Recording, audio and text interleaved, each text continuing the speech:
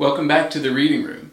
I know it's been a long time since I've done a video for this series, so I thought that instead of doing a single book review, maybe I should do two. This is Volume 1 and 2 of the classic home video game series by Brett Weiss. This is a great reference guide, especially for collectors, anyone interested in older systems. So let's take a closer look. The first volume covers the years 1972 to 1984 and includes a section dedicated to each major console released during that time, including most of the well-known ones like the Atari 2600 and 5200, the ColecoVision, Fairchild Channel F, Intellivision, Odyssey 2, and Astrocade. He also includes a few consoles that are not quite as well known, like the AdventureVision, Arcadia 2001, Microvision, and the RCA Studio 2. And I think this is really nice to kind of round out everything. In each section, there's an overview of the console itself, and then we get to the real meat of the book, which is an entry on every single officially released game for that system.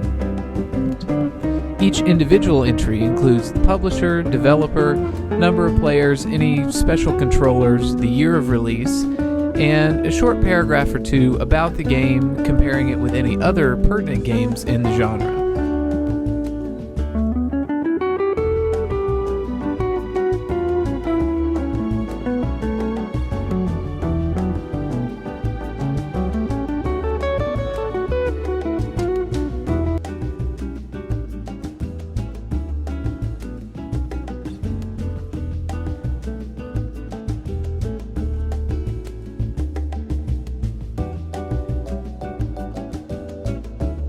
In addition to the pictures of the consoles themselves, there are also pictures of various controllers, games, etc. And these are in black and white, so it's not the best, but it gives you a little bit of eye candy as you're looking through.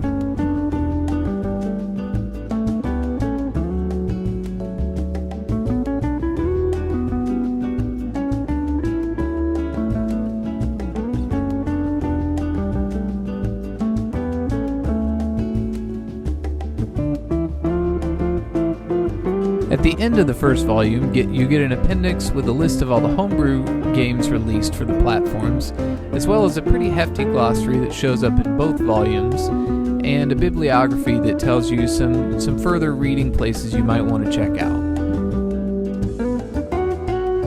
The second volume covers the years 1985 to 1988, and as you might imagine, it's basically the NES and the Master System that take center stage here.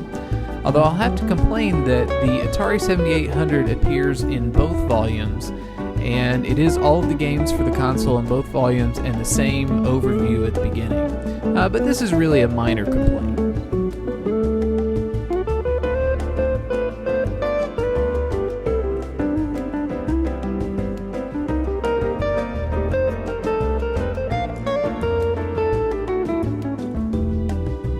So I guess the big question is, why would you be interested in owning these? I mean, after all, most of the information is available online. I think the answer is that if you have a person who's played all of the games for a particular system and has a great attention to detail, they can provide some insights that you might not find in your typical online review.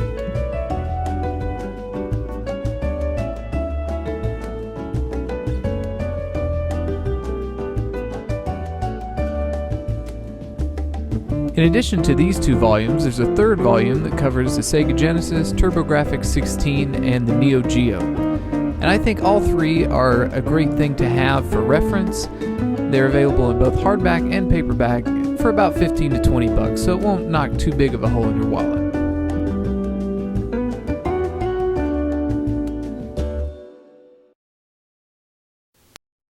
Well, that's it for this episode of The Reading Room, reminding you to fill your mind while you empty your